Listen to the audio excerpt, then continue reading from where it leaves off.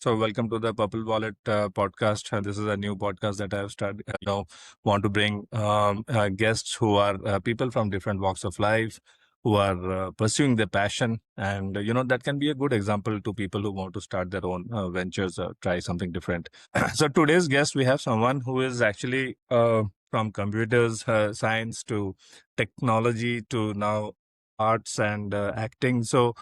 I mean, she has traveled a long distance and literally changed the script. And I'll tell you why that's literally changed the script. But we have the pleasure of hosting someone today who can tell us about her journey in terms of how she has made the pivot and made the switch.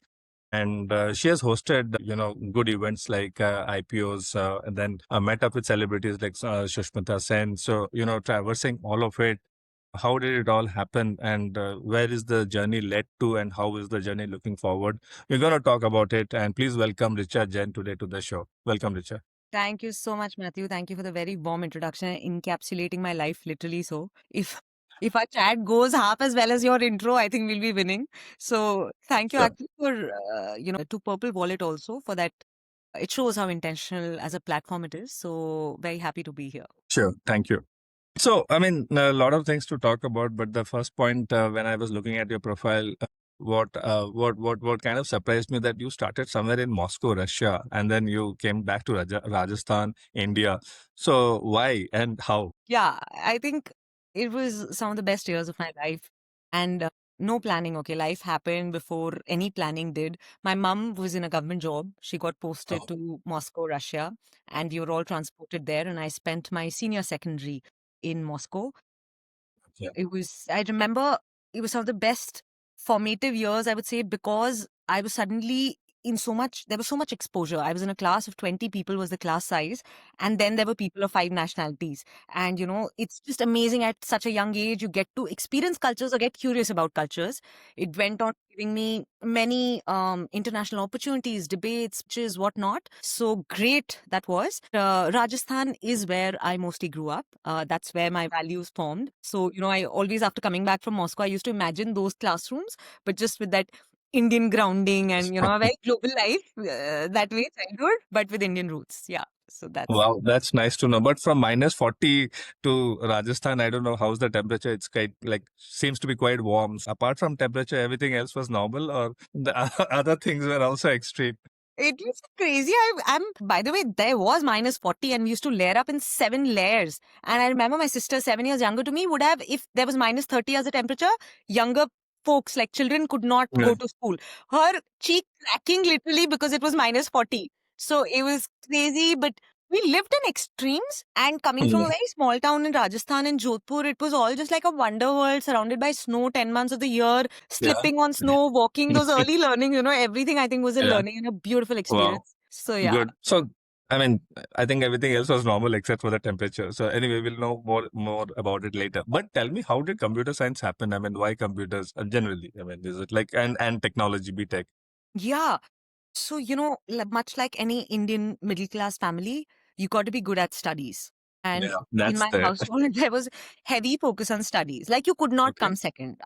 I still came second a lot of times. And my Wow. mom not necessarily was happy with it. She wanted to like fill me in with the competitive spirit, but she's like, beta second, first hi aana hota hai. It's not first, right? You're not first. Okay. Yeah, so there was a lot of focus on academics and also a lot of focus on extracurricular. But that said, once you're good in an Indian household in studies, you must do engineering. And within engineering, even IT is not enough. You must do computer science. So that's So, how I had no plans. In fact, I had written my NIFT. I wanted to do CLAT. I wanted to become a lawyer. wow.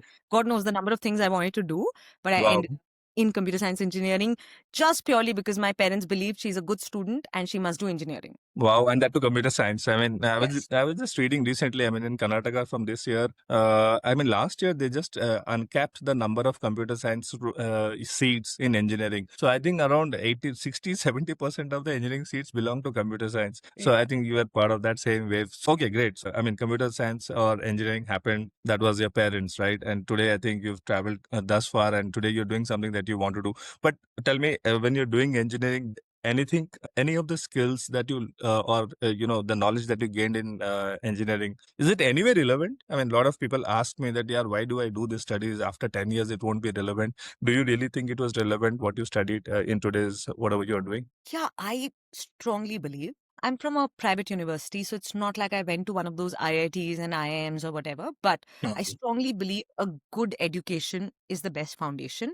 We all must have a very, very good graduation. And in my opinion, even till date, engineering is one of the best graduations you can have, even if it's from a half decent college. I think it opens your mind to many things. At that time, I didn't know I wanted to do engineering, but after I started studying engineering, I was so interested in maths and some part of physics, a Turing machine and whatnot, that I think it opened my world to things I didn't know before. Then I went on to write my exams for ISI, which is the Statistical Institute in Bangalore. And I just wanted to go deeper in maths. So I believe everything I am today is because I've had a very wholesome education. I limited my education to my graduation and I didn't go beyond it for different reasons that I had. Yeah. But I believe I'm grateful to my parents for believing that if you're a star student, you must do engineering. I think becoming a doctor, even doing a BCom, everything is good. But as long as you do it religiously, you study your subjects and then you decide what you want to do. But you first have to open your world. And I think science, particularly science, does engineering, does tech, opens your world a little more, in my opinion, or maybe for a personality like mine, than any other people would have.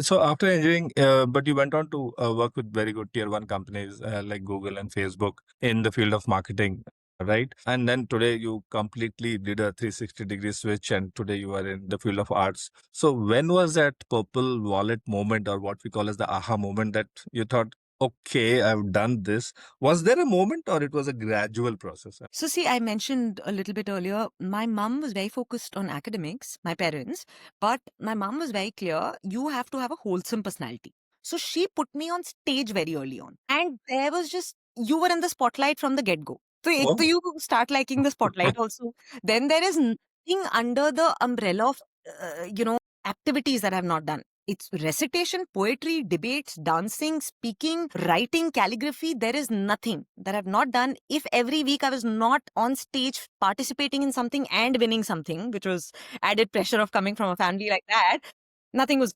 So, then there is no escaping the spotlight. In fact, I remember something as early as 8th standard. I wrote, directed, and acted in my first play. I pulled all my classmates and said, let's do a rip-off of Kaun Banega Karodpati. Okay, and it was very fun. Seriously, wow, that's So, nice. In class 8. I feel whether it was, see, I studied engineering, then I went on to do advertising sales for 12 years in companies like Meta and Google. And then I've completely pivoted to now stage, right? Whether it's acting or anchoring or emceeing. I knew there was no hanging my boots. Once you fall in love with the stage, there's no hanging your boots, there's no going back. And I loved it. And I think my first job, I took professional training in theater. I started acting with my first job itself, and two timing, two very different worlds. And I loved it. So some people find their calling very late in life. I think my calling found me very early on with my mother, who, God, worked hard to, create this. But was there a pressure to get into the corporate because chalo abhi engineering kar liya, so now you need a salary job, you need to work in tier one companies, because arts or the creative field is very different. I mean, I can understand that education is important in any field, but you know, to stand in front of a stage or to do acting, there's a lot of creativity beyond the hard skills of engineering. Was it in the family that somebody inspired you, or was it like like you said, your parents or your mom told you to do engineering, also put you into dramatics and acting? But did something come from the family? Was your mom, yourself, or someone, No, did actually, that influence you in any ways? I think my parents are great writers, poets. My Is it? father is a professor of literature in Hindi, and so I don't know if I can call it inspiration from there, but there was always something in my entire family that they were larger than their own core role or studies. That said, there was definitely the pressure of cracking a good company, and that didn't come easy to me. I remember I passed out of college and I rejected these companies like HCL and TCS. That time they come for engineering IT placement. services. Yeah, it was like 3.5 lakhs a year. And I was like, what's going on? I still landed up my first job with that much only. So it's not like I landed more, but I completely pivoted to sales. Yeah. it had nothing to do really with my engineering degree, my years in corporate. That was because I always had the desire to work at a Google. I remember passing out and saying, one day I'm going to get Google. And there was a time I left that dream long behind and it just happened. Life has its way of manifesting.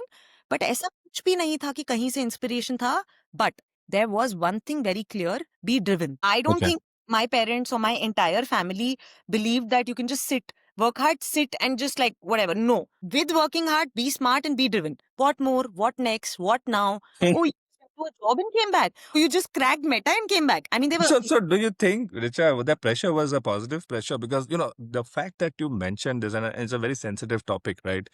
You are a classic example where because of that pressure, taken it very positively and you've pivoted successfully. But you have heard, and we have heard so many stories where because of the pressure, lot of people pass their primes and then they realize that, yeah, this is not what I wanted to do, and in fact that is a very and then it becomes a very sensitive thing. They don't know who to blame. But in your case, the pressure has been positive, so you should thank your parents to a large extent. That, okay, I mean, did it come internally? Did you introspect and see that, array, this pressure is not going to help me in my life and let me pivot to what I want to do? Or that's what I wanted to say, that the parental pressure of pursuing something, did it work positive to you? And in many cases it doesn't. It doesn't. It absolutely doesn't. And I'm totally cognizant of that. In fact, I've gone through my own rigmarole of these feelings of Okay. sometimes knowing this is good, sometimes terribly failing. I think I terribly failed at competitive exams because of the pressure. But I think Mm. it's wrong to blame parents. It's not necessarily a right or wrong answer. I Mm. think somewhere parents need to know who to pressurize and what their potential is, which parents out of love sometimes don't realize. They all think their children is a star, or will go Correct. and want. So I've had my moments, Matthew, very, very much, where I don't think that pressure's paved well for me. At the same Mm. time, they fed in me the drive to get up from wherever you are. In fact, if I talk about, I don't usually talk about it, but I didn't have a very successful 12th standard. I was a star student all my life, but I almost was struggling to get through 12th. So yes, I did succumb to pressure. And I was down in the dumps. My health took a toll. I was on 9 months bed rest while I was preparing for the IITs. And then Wow. everybody's so sad around me, and my parents are like, what have we done? No, you don't want to achieve anything in life. It's okay. Everybody becomes like, I just want my child to do well.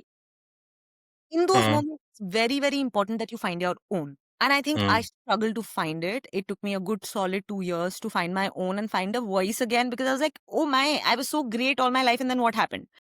Sure. How could you flunk the biggest exam of your life? I didn't flunk, but almost. Mm. Mm. It is very important to trust your voice. At that point, honestly, Matthew, if my voice would have begged me to just not do anything anymore, I would have listened to it. But somehow, because of the background I'm from, I think I couldn't give up. I didn't give up. Mm. And I think Mm. pressure is good when it's well directed. We should know our proportion of pressuring. I don't think most times it'll do good otherwise. And at the same time, it's very, very important that our parents are doing the best they can. And as you start becoming an adult in your teens itself, start finding your own. And I think God helped me with that at a time I really needed. So I think I had nothing to do with it. It was faith in something and then Mm. support from everybody around that sort Yeah. of made me come out of it. Yeah. But one thing you mentioned is, a lot of parents, they continue with the pressure. But, the moment parents and today's parents, like all of us, should realize that it's good to tell from your own experience what you think is good, but allow the children to explore and fail and, move ahead. I think that is important. That your parents also said that when they felt that you were cracking under pressure, they said, it's okay. You do what you want. That's 50% of the parents who put pressure but realize that it's time to withdraw also.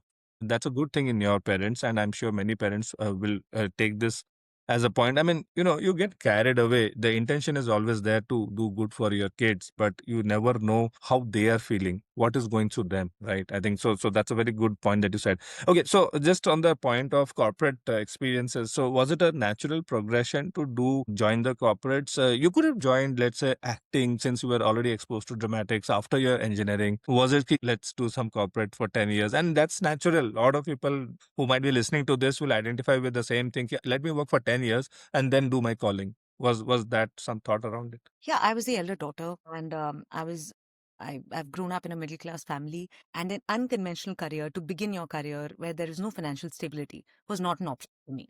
And I was very Okay. clear about it. So thankfully, um, I had, I knew I had to make money and I knew I Hmm. had responsibilities. And there was no love lost on that. Love was lost later on when I realized, no, no, now I want to really do acting or whatever. But it was very simple, Matthew. There's no fairy tale around it. You are this, you come from here, you have to support, you have responsibilities. Go get a career, save money, which I think is most important thing in life. Make money and make something of whatever education you've received so far, which I had not received in acting or I had not received in design or fashion design, which I wanted to do otherwise. So I was just clear. I said, यार mummy papa ने इतनी मेहनत करी है, इतने पैसे डाले हैं, सब किया है. Let's make something out of it. And also, by the way, it was very clear that the way to succeed at the time was to be part of one of these companies.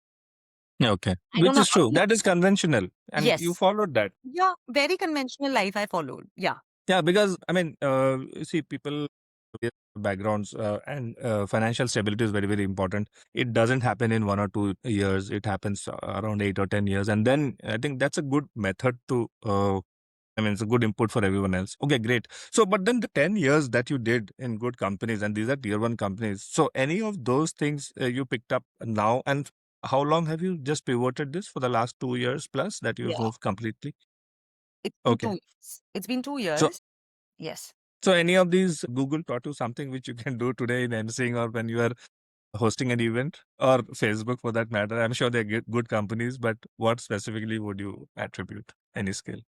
Think one there was, I had 12 years. I was trying to figure 12 years. I must have quit 5 times. I would have put down my papers 5 times and said, I want to go. But believe me, life didn't let me. The managers didn't let me. And, the laddu of making more money or the laddu of that expat life and traveling the world, living in the US, Yeah. everything was happening. So, all this while I was a little bit like, I have one more thing to pursue, and that's so important to me ever since college and school, I think I was also learning a lot. And the one thing I have learned that I translate into my career today as an MC or an actor is these companies taught me to do a solid homework. Preparation. Okay.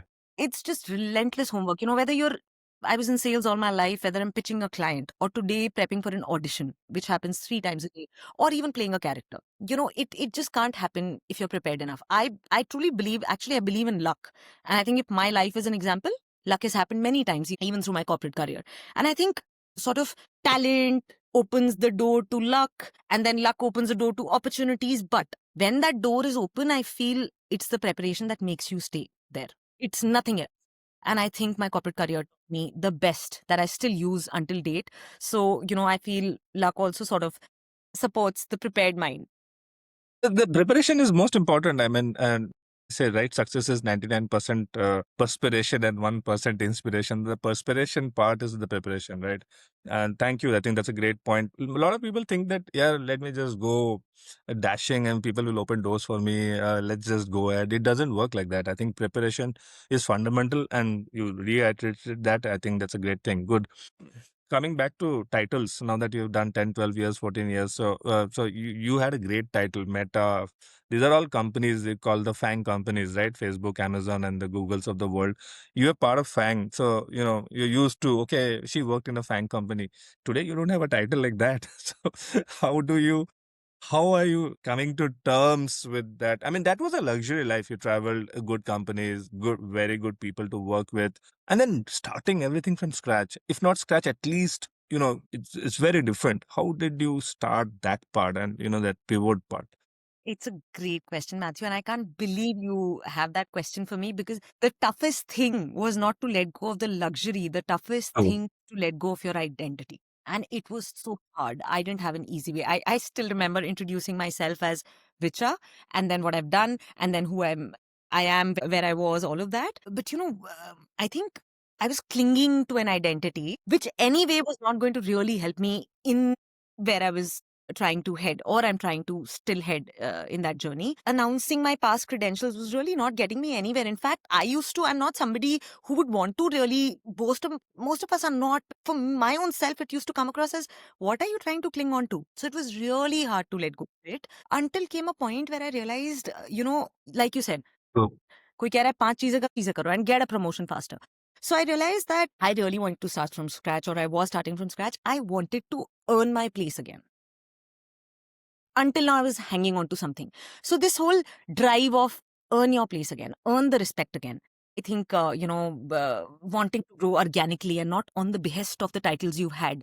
So titles, I believe, come with ego. Ego is really heavy luggage, and I tried to, travel light in that sense. Yeah. So I think it was a tough journey to let go of the ego, but it was equally fulfilling to know ki, theek hai, earn your place. You're a nobody. In fact, the humility sort of drives you. Something was missing, right? I think, in spite of all the titles, the fact that you made that leap of faith, or that was always there. So some, even the titles were great, and I think that becomes very addictive for many people to pivot, to move from X to Y. I mean, one, you had the courage to take that leap of faith, and two, I think maybe you felt that that piece which was missing, I need to go ahead and chase that down. Was that something like that? Yeah, I feel very dissatisfied if I think I can't achieve something already. Even if I've set off to do that, I just feel if you are not capable of redefining this identity, then who is? And then why are you not? Then what is all these years of corporate learning and good education value matter? So that thing of missing is literally the drive I'm talking about, which is you've decided, now give it your all. And when you've Why decided, would that identity of a actor or a front-facing role? I mean, was that an identity that you always had, that I'll do something for the masses? Because corporate is a very in-house thing, right? The best you do is the CEO of Google will know what good you are doing. But when you're presenting, and there are so many different events, or acting for that matter, I mean, that identity was something that you built over a period of time, or something that you cherished from your childhood. I That's a very different identity. Yeah, no, you're right. But I think one thing that's stayed common throughout my life so far is that I love the spotlight. I love it. I Okay. own it and I make the most of it. Okay. And I think I deliver the experience. So whatever you may do, that can even when I was in sales all my life, like Yeah. it's like Yeah. I don't think I was the easiest employee or a colleague. Like, I was competitive all the time. So yeah, I think a competition is filled in and I love it when it's in the spotlight. So what was missing, I tried to create. In the last 2 years, I've tried to do a lot of work to build myself and find my own self again and saying, Richa, you're bigger than this. There's more to life than your corporate career. There's more to your identity in talent and skill than knowing Facebook and Google advertising solutions very well. Yeah, great. I think, but Richa, I think this is very important thing that you said. You like being in the spotlight. 80% of 100% of the people want to be in the spotlight, but 80% of them are scared to be in the spotlight. I mean, what are that one or two things that you think, like, when I say spotlight, it could be in very different way. For someone to present to 10 people or 3 people, to the managers also, is like being in front of the spotlight, and they're scared to do it. And for someone like, ringing in an IPO of a big company where thousands of people are watching, is also being in front of spotlight. But in my experience, I know a lot of people are scared. They want to be, but they're scared to be. What would you say, like those one or two things, what in your mind is required to be in the spotlight, or to be Okay. confident that I want to be in front of the spotlight? Any thoughts around that? A lot of people will be keen to know that. Yes, absolutely. I'll actually talk about an example that came to mind. It was my first day in Moscow. I was in 8th standard. Fortunately, I'd studied in English medium school, but there were 3 new joinees, and the English teacher just asked us to say, you will come here, introduce yourself, and for 3.5 minutes, continuously talk about anything you like. Anything. But you cannot stop before 3.5 minutes. That's the rule. I went on there and I just spoke about taking a flight from Delhi, landing in Moscow. There was a red alert because Asians were unsafe, because skinheads were attacking us. And I think I just basically spoke in my own English. It was not fancy English. But what I remember from that experience is I made a great first impression. There were claps in the room, and my English teacher made note of me. Now, if I have to boil this down in a very simple way, it is that I had the ability to speak in front of 20 new people in a new country the first day, and I didn't stop until the time was given. It comes down to learning the ropes of communication very early on. And I feel everybody likes the spotlight mostly. I mean, I still know people in my family who are big enough but don't like the spotlight. But that said, the reason we feel underconfident is because we are not contributing meaningfully. And if anybody finds themselves contributing meaningfully to the last sentence or adding a point that somebody will value, I think it makes a difference. So, if I have to say one thing that people can work towards, it's literally intentional communication skills. I'm not just talking about English or Hindi or any other language per se. I'm talking about intentional communication, which means why are you speaking? When are you speaking? What are you leaving unsaid? I think there is more in the silences also. Sometimes listening also is a big superpower. But True. one incident I think shaped me in a way that communication can't go anywhere. And I think that's why sales, that's why acting, that's why emceeing. So I would say that one skill will add on to a better skill, which is also networking. That's how you and I met. You know, I met in the break and we started chatting, and I was like, oh wow, that's so lovely. You're doing this. And then we, decided that we'll do Exactly. this. So I think it all happens before and after the moments when you really think you're talking. So right now we might be talking and having a chat, but the before and after every event that I've hosted, I have stayed back and I've stayed before. And I think it is to build intentional relationships and communicate with them in a way that I leave you with something or I leave you with an impression. The moment we feel confident that we've added some value, we'll all, love it. So communication, intentional communication is what I think people should work towards. I think a very good point what you mentioned that I mean, while we are saying being in the spotlight, but it's just not the facade. Okay, I want to be popular. I want to convey something. I mean, there's a purpose behind what you are doing. I think that's what you're trying to say. That intention behind that communication. I think if people are clear about that, then that fear or whatever they have slightly to be in front of spotlight, that would go. I think great point about intentional communication, and I think it connects back to what you said, preparation, right? So I mean, both if we stitch it together, I think is what has given you success so far. And I think what we should take home from there is that be prepared well for any event that you are doing, and also be clear why you are going for that event and how you want to communicate. Great. So there is a And that I mean, Matthew, that goes with, I don't know if our listeners would care, but that goes with some of the most important things like interview preparations. I would say solidly, I've never missed an interview or never not cracked an interview except the first time after passing out of college with Google. But that was the only difference in all my other interviews for the rest of my life, and that interview was prep. And that's it, like intentionally prepping, if our yeah, listeners true. care. Yeah. So that prep. No, that's true. But how is acting very? I mean, acting between acting and presenting in such big events, including the ones where I met you. I mean, what is it? Is it? I mean, what are the parameters of success for these things? Because in a corporate life, people know very clearly. The number of years I do, I get a better role. I become from a manager to a general manager to a vice president. But how does the world of acting and creative work? I mean, what brings you satisfaction? What would be the parameter of success for anybody who wants to pursue a career like you are doing? Yeah, I think, like you mentioned, unlike conventional careers, there's no way to know here.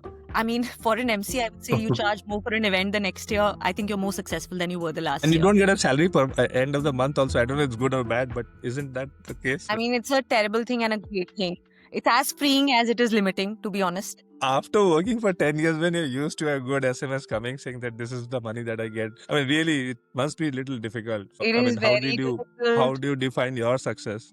Honestly, I was telling my husband that in the last 2 years, I have spoken less about money after leaving my job. I've spoken less about money than I did all the years I was working. Because then I was thinking of घर कब खरीदेंगे. Then I was thinking of कहाँ travel करेंगे. Not that I can't think of these questions now. Yeah, But somehow, fulfillment is different. yes, just removing this aspect of money has made me a happier person. And I will not lie that money brings value and I love money. I've been driven by money. But yeah, when you quit a cushioned life, you also have to tell yourself you have to be prepared. And I don't think I was fully prepared when I left it. I still have my lows. I still have my days where what is happening. But I think I just look at how happy I am today. And you know where that happiness is coming from? That satisfaction that I tell myself at the end of 2025. Are you happy because are you satisfied with the effort you put in? And that's it. Because there's no other way to measure in these fields what is success. I can get a movie today and then I cannot get work for 1 more year. So So, there's no way to measure. Did you do well in that movie? That's going to come out after 2 years. So I'm really sorry. There's no way to measure it.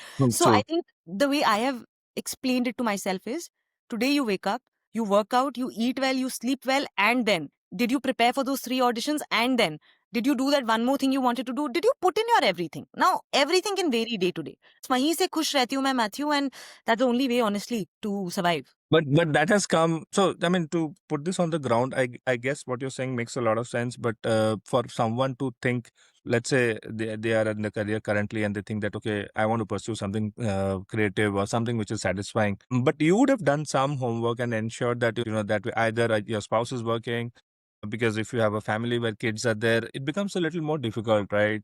You need very. So did you do all that homework in your case and try to understand ki, yeah, this is the kind of because a lot of people will want to know that and you know keep a corpus or a buffer of, let's say, 1 year, 2 years, and spouse is working, then it all adds up, right? Otherwise, sooner or later it will start you know, questioning you, because I know many people who have started and you know, and then gone back to the corporate because of the same kind of financial struggles. In your case, also as an example, you'd like to share that you actually did something like that, so that you know you had a runway of 1 2 years. Yeah, Matthew, great point. And I think I mentioned earlier, saving money is so Yeah. important. See, I think dreams also need funding. It's really I you can, and a job brings stability. So you cannot take away both that positives from both those points. It brings stability, and we can be bored out of our jobs for a million reasons. And then everybody is thinking, I don't know many people who are happy with their jobs. I think everybody is doing because it brings stability. There are a few people who found their passion in it. Great. Lucky for most of us. Job brings stability, so you have to continue doing it. Some other thing that you're thinking of brings you some sort of happiness. But I think there is no way these two worlds can meet. Stability and happiness can't meet until you Super. save aggressively. Very nice. It is really simply put, save money before you decide to pivot. And if I have to give a honest answer, when I was quitting, I had calculated a 7 to 10 year runway. I said, Wow. I said, Okay. At a very basic, not at a very lavish lifestyle, not at a very everybody basic. has to do that, because it's not like everybody's life is going to be slow in career progression. But you don't want to take desperate projects. You don't want to be desperate in some things which you so passionately feel about. And, even So, if you're a founder of a brand, now people are going to come and invest in your business and take away the power from you as the mm, CEO of true. decision making. You don't want that. So I would say, on a conservative side, 5 years, and on a good side, 10 years. And in today's world, there is nothing more important. And after that, like, if you really are bored of your job, or you're not being leveraged to your potential, or whatever it is, or you're just not happy with the politics, I think start small, start on the side, see how much that confidence fuels you. And that confidence, and it'll beat the motivation. Then it'll become something that you really want to do, and you will be able to take a leap after that. But none of this can happen if you're not saved. So I think the most important thing is that. Yeah, I think good. I think both the things should be done in some amount of proportion. One is saving for a decent runway, and doing it on the side, so that you really feel that what is in your head is actually what you're really passionate about. So great. So I just wanted to pick up one more point, which our listeners would want to know is how, like, there's something you mentioned in terms of your presentation, how to face the crowd, but a lot of people have. So do you get that pangs when you go in front of the camera and they say that light camera action, suddenly you blank out? Because a lot of people have that thing, performance anxiety, right? Did you have some anxiety when you started off, or I mean, how did you overcome that, and what would you tell other people for Every that? time, I'm Is it? as I'm surprised. Seriously? it doesn't. Yeah, but like when you're waking up that morning, I sit in my home and all of that, and I'm like, okay, God, give me, like, show me the direction today and all of that. I'm like a very, I'm as much human, and it happens. But I think whether it's the director yelling action or anything else, I mean, there you have no option. There you can't afford this, so you just have to go, because you're no star, no retakes are going to happen for you. But that said, I think the one thing that helps me with this is rehearsing, rehearsing, rehearsing. So let's say I have to host an event tomorrow. Sometimes you have the script, sometimes you don't have the script. If you're lucky, you're going to have broader perspective of what you're going to be speaking, who you're going to be introducing, what you're going to be saying. So I practice it so much that it becomes muscle memory. Like the whole day before, I just keep learning it, rattoing it, like ratta maar lo jaise bolte the. Yes, yes. Only Mhm. because what's going to happen is, and what's going to give you anxiety is, the day of the event and through the day, you're going to be faced with so many new things and so many new inputs and changes, that the only way to manage it, if you know back of your hand what you're really going to say, then you can Okay. manage that anxiety, and really, it feels manageable. So I would say, just practice. Practice. Mm. And as simple as it sounds, if you have 2 minutes to present, you read it at least 20 times. And I think you're good. So that's how I calm myself down. Outside of that, I definitely meditate. I think it's like, it's a being calm is a competitive advantage in my opinion. So if you can So be. what do you do to remain calm? Good that you mentioned that. So a lot of people do different things. Like I do a little bit of running. So what do you do to remain calm? Is it yoga? What's your yeah? I have, yeah, last couple of years, I walk a lot, try Wow. to do 10K steps. I do my yoga every alternate day, and I also meditate for at least 5-10 minutes a day, as much as I can. Okay. Sometimes I Good. miss. But मुझे ऐसा लगता है and that's simple and like I attended workshops on acting where I was taught meditation. So it was most Is beautiful. it? Yeah, yeah. Wow. And it was the most beautiful. Like अभी तक mummy ने इतनी workshops कराई हैं life में योगा की, but वो सब पता नहीं यहाँ ध्यान करने को it was not happening. And then you know You do feel it, right? It's yeah, just and not then the action of it. Yeah. somebody just told me focus on this inhaling and exhaling and don't worry if your mind goes anywhere else, just bring it your inhaling and exhaling and what you feel here or here. And really, Matthew, like I can't tell you how much that centers you. And I was like, you taught me Yeah. Yeah. learned for Yeah. 30 years in my Yeah. life. So No, I think that calming of the mind is very, very important. And to whoever, whatever kind of works, it's a trial and error. But good that yeah, so you believe in that, and it really helped you. Good. absolutely.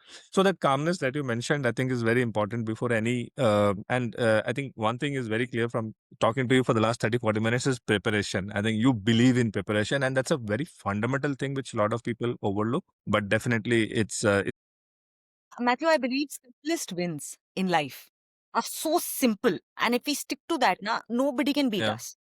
And I think one of You those is, overthink many times actually. कि यार, yeah, that overthinking is also a thing, right? So for example, did you overthink that saying that okay, I had a successful career. What if I can't make it in acting? Or what if I can't in a live event? I forgot the name of the I mean, acting is still it doesn't happen. I mean two questions. One is did you have any goof off moment? And prior question is, you know, do you really overthink about events? I'm the poster child of overthinking. I cannot lie. But, like I think my marriage has done me great good. My husband is like a Zen human being. I don't know how he gets to Wow. be Zen. It's unfair. But I can be screaming everywhere and he'll just be like, Psh. So, I 5 to 6 years, I think looking at him, being with him, he tells me one thing. I get very angry or used to. And he says, you be angry, but don't be angry. Show anger, don't be angry. And that is such a powerful thing he said to me. Now, when I have to get my way around to things, I will show my Just diamond. can you repeat that just for the benefit of, for everybody? You can show anger. Show anger. Be angry here, but don't be angry here. Don't hurt this. Oh, okay. Believe me, like I That's was deep. Good one. such a temperamental human being, and then suddenly I'm like, no, but when I have to fight with you, I have to be angry from everywhere. But that As said, long as things don't go flying. yeah, but I think that one thing changed the way I feel. I overthink and I've had my goof up moments, believe me. But then Can you see, give an example of a goof off moment when yeah, anything? Not there's very, this very controversial, but no, simple no, but one. it happened. Yeah, it's a real mistake. It's a human mistake. The agency that put me up for an event, we were handing over mementos to everybody from the chief guests. And agency was also to be thanked and given a memento. I counted like the 40 people. I forgot them. You know, I just, That's I, not a big damage though, and but still, yeah. there was a confusion. They were like, why did you forget it? And there was a backstory. But I'll tell you how overcoming my overthinking helped me in that moment. I came Mm. down any other day, I would have killed myself, shut myself in a room, and gone to prison for 2 years myself. What I did was, I said, mistake happened, human mistake. Came back to my husband, I told him, and I said, I'm okay with it because I'm human. I will try to not make that mistake again. I apologized and I realized the significance of that moment for the people who were in the room. But now, what are we going to do? Shall I kill myself after hosting a great event for 45 minutes, screwing up 1 minute that the audience didn't notice, by the way? This is for my own sake. I'm not going to get more work from that agency. But I'm saying, that's how overcoming overthinking and not beating yourself down, which I was so used to because of my overthinking. कि एक गलती हो गई, मतलब that's end of the world. But it's not. I'm human. True. So Yeah. But did the agency kind of forgive you? They come back? we'll see. The years just started. So no, I think that happens. The only thing is in live events, the risk is more and, the cost is very high. And that's why that preparation, I think, helps, right? So great. I think a lot of good questions we are discussing and very good points. I didn't realize the time is flying, but I have a few questions.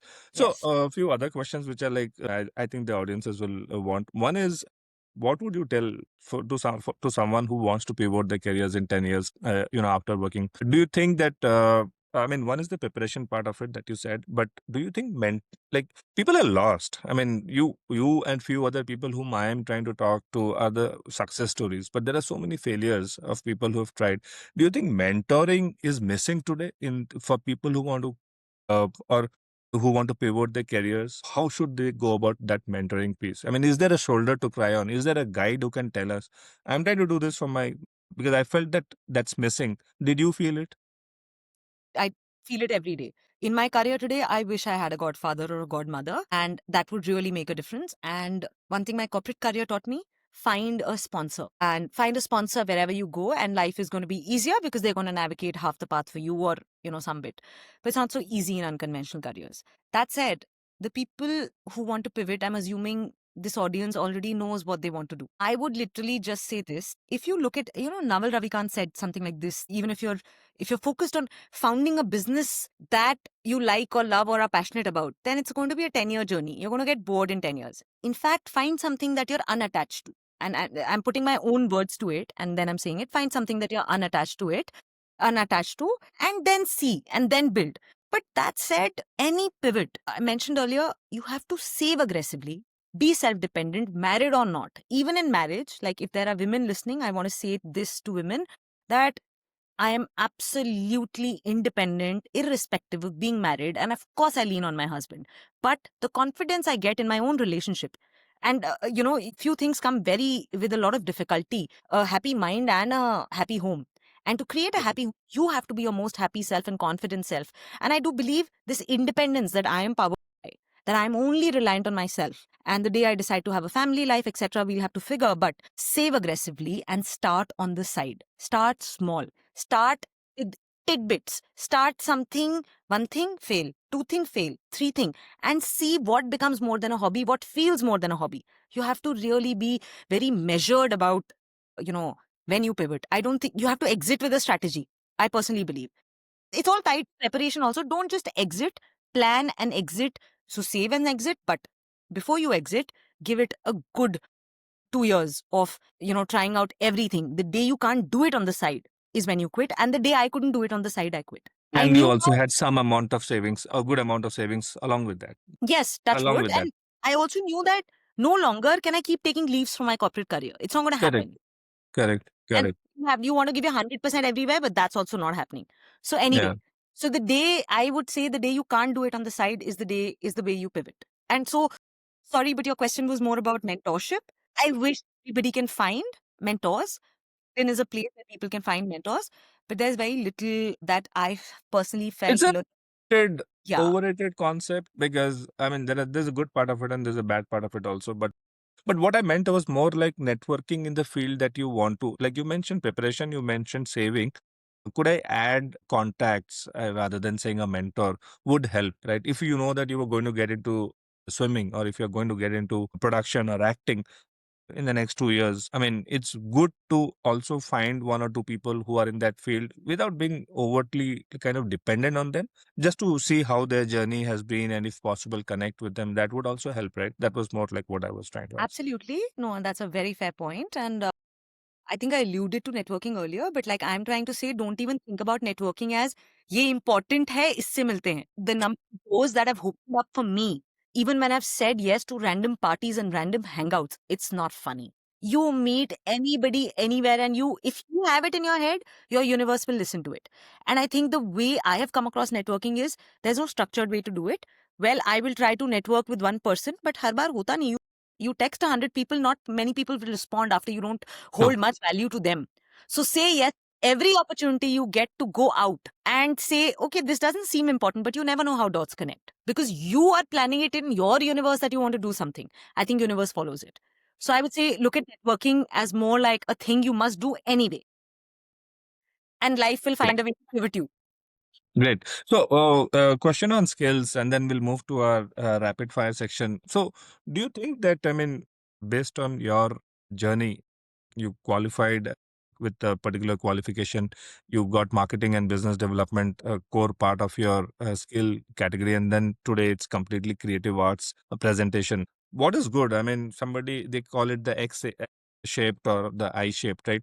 I mean, very simply speaking, do you think you should go deep into one skill or go horizontal into multiple skills? What's your view? See, I think, honestly, the battle isn't between technical or creative in my head, Matthew. The battle is always my parents could never leave a job. They were both in service because you know what? That's the only thing that gave them stability and then two children to raise, so all of that. Now, the thing is, they would have left their jobs and become something else if there was awareness of financial independence. I think what's missing in our lives, right from our childhood, is how do you manage money? How do you grow money? Buy money. Apan ko piggy banks, these save coins. And then what do you do? One fine holiday, get yourself a gift, which is great. But I personally feel two things. If you or if us, we can be taught how to manage our own money and gain financial independence. Even creativity is a skill. It's not a skill. We will be able to explore creativity as a career. We will be able to choose careers not out of fear, but out of interest and aptitude only when we know how to be financially independent. So that's part one. Second, as far as specializing and being Yeah. multi this thing goes, I think life is too short to be scared and too long to be one dimensional. So, I really think that, I mean, in today's time, it's all the more relevant. Look at how life is changing. AI has taken over so Technology is changing. So, yeah, about time that exactly. India is going to be inundated with so many things. So I feel every decade, redefine yourself. But that's my personal opinion because I think Hmm. we didn't come into this while to just do one role. So With when the you're doing times, I think you are when you're very doing true. Our one role, parents you had, specialize. yeah, and you have the opportunity also. If you really see today, like you can do one decade of one thing, and if you feel I want to explore something else, today the opportunities are there. Unlike our parents' time where they had to stick to one job for so much. So I think it's all about exploring, right? You should look at it from an adventurous point of view and give it a shot, right? That's what you're saying. And then the skills come along with if the intention and the interest is there. Yes. Great. Good conversation so far. I know I want to continue the free flow, but just to keep the interest of time, there Yes. are some 4 or 5 specific questions I have. This is called as a rapid fire. So Okay. let me start by that. Okay. The first one is you have 10 years of experience in technology, little more than 10 years. So just tell me right now, how many browsers or how many tabs are open in your mind? So typically we have so many tabs open. In your head, how many tabs are open? See, honestly, it's funny, but I don't open a laptop anymore these days. I don't know. It doesn't happen. This is a mental laptop. But that said, one tab is always reserved for ChatGPT. No, for all of us. So, so that tab is open. So it's definitely more than two tabs. I guess I'm still, working on reducing my clutter that way. So yeah, 50-50. Spiritually 50. Mind is Actually, everything. 50. How do you manage that? But anyway, that's it. I think you have the skill for managing all the tabs. Great. So, what is more nerve-wracking, presenting $1 million strategy to the executives at Google or Meta, or waiting for the director to call action? I mean, what is more nerve-wracking? I mean, you kind of answered that, but I want to hear it. I mean, It's always the director. There is no, wow. you can't undo it. You are just no pause. You can't control Z it. It's like you go. So for me, I think What where is the lights? Just you have time, right? If the lights don't go, but every time the director calls, the lights also go with that. just be, because especially when you're a nobody in this industry, when you're building your Yeah. life, oh my Yeah. God, nerve wracking. It's like, because I have no way to undo it. And I am not in a position to ask for a retake, So Yeah, I yeah, yeah. just go. So yeah. Not you're not the Ranbir Singh of Oh, I'm not yet. Dhurandhar yet. Not yet. So yeah. I'll ask that as a side question because there's a lot of talk on that movie, and since Yeah. you are from that Yeah. industry, I'll ask you the side question. Thanks so much. But okay, you speak so many languages. You've been to so many different countries. Is there any language that you still feel would help you in this future career of yours or the career that you are pursuing? I mean, the only thing that comes to my mind is, what if I can learn to talk sweet? I think it's underrated, That's a very good language to talk, actually. Okay. because, I think it's But is underrated. it, I mean, you don't come across as someone who talks harsh. So what do you mean by exactly with learn this language of talk You know, sweet? I have a feeling that I'm working on this, but I have a feeling I can offend or just go on Okay. my own trajectory. So, I would love to learn one more language called being nice, being sweet, talking sweet. So yeah. Yeah, good, good. That's important, especially if you're starting off somewhere. It's Yeah. better to be sweet and especially after coming from a decade when you kind of give orders to now, okay, Yeah. Yeah. let's listen. But that's a good thing. Good, sweet language is very nice. So if you had to choose, your corporate jacket or the actor's costume, and actor's costume can be anything today. It depends on what role you are playing. What would you choose? I mean, the blazer and the suit, which gives you that class, or okay, a beggar's role today, and and army officers today. So what's your choice? Matthew, I so in life, personally and professionally, believe in changing costumes. I'm telling you, like now I'm going to go Okay. somewhere, I'm going to change my dog.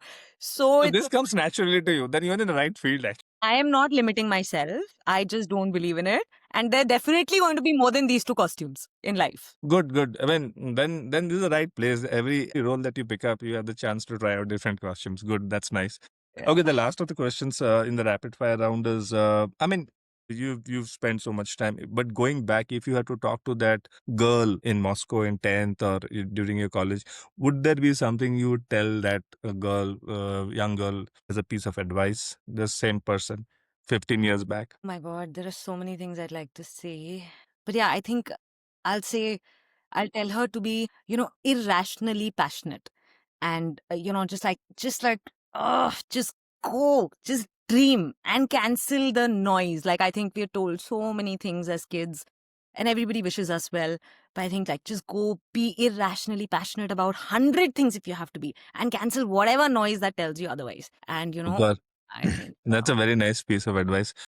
I hope with our modern kids, or at least we, when we have kids in that age group, we can give them that freedom. Exactly what you are. I think you should also explore it with your children and see that they get that. But it's a great thing. I think what you mentioned is nice. Today we are slightly better off. I think a lot of kids get that freedom. But of course, voices are also multimedia today, and so many different mediums we have for those voices. So, but great, you did very well in the rapid fire. All the questions made sense, and you're very honest, straight to the point. I think we're just kind of closing the hour. So, this is an off-cut question. I yes. recently happened to see this movie, and you are from the media industry. I was blown away with the kind of work that was done in this movie Durandar, apart from the action piece, but the way they, I mean, the speed, the direction, the pace of the movie, was it very different? I mean, what was Aditya there thinking about when he made this movie? What's your take on that movie? I personally feel Bollywood was redefined by this film. And I'm so Seriously. proud because we as people working in the industry keep hearing how sad it has become, how bad it has become. There's no movie to watch. Why should you go and spend? I watched Thurandar and those 3 hours, 40 minutes. I Seriously. know where the time flew. What has he done? It's not good to say he created a Hollywood in Bollywood, but yes, he's Done it. inculcated those sensibilities so beautiful. That cinematography of the film. Let's talk about Seriously. casting and acting and everything, but like every frame, where to go slow motion, what to give importance on, the way you tell a story. And we're not going to get into the politics of it, and I Yeah. don't mind getting into the politics of it, but whatever. But that said, how can you tell a story so beautifully? I'm so proud, and honestly, if I were to tell you one thing, Matthew, I'd love it if in my career I'm able to do films like that. Maybe I just do 5 films, but I do them like Dhurandhar. I'm so proud of Aditya Dhar, and he's been, I think, focusing on telling stories like that. He's done Yeah. a couple films True. earlier, Yeah. also that Yuri, but I'm. It's a life changing moment, and I'm telling you today, even politically, the people who don't believe in the same thing, while it's not political as people are saying it to be, they have come to me. All the theater watching people, all the film industry, they have come and we've discussed, and everybody is in awe of that film. Seriously. And I think full credit to the director, Yeah. the writer, and of course the cast. Actors also. Yeah, the acting is also beyond par. So super proud. Seriously, I think it really redefined, and all, many people, we were also like my kids, my wife, and myself, different kinds of audiences, age wise, sensibility wise. But all of us just liked it, and you put it so well. I mean, hats off, great movies, and I hope we get to Awesome. see such kind of movies. Richa, thank you so much. I think we're just on the hour. I know we could discuss more and more. I hope we Yes. get a chance to do one more. Yes. And my last piece of input, since we picked up Dhurandhar, is, and you are starting your career in a new piece, having successfully navigated your version one. Your version two is also very successful, but I seriously hope that one day, like you said, there is a Dhurandhar 5 or Dhurandhar 4, and you are in that.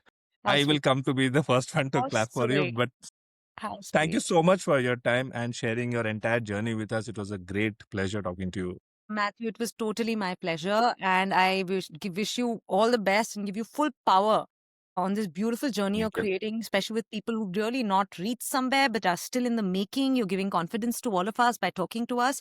I think it's a great endeavor. And I think best insights will come from these conversations that you are wanting to do for so many people out there. I think it's just great. Wish you all the best. Break a leg. And yeah, I want to chat with you again soon because it was so fun. Yeah, it was. Thank you so much. Thanks a lot. Take care. Bye bye. Thank you. Bye, Matthew.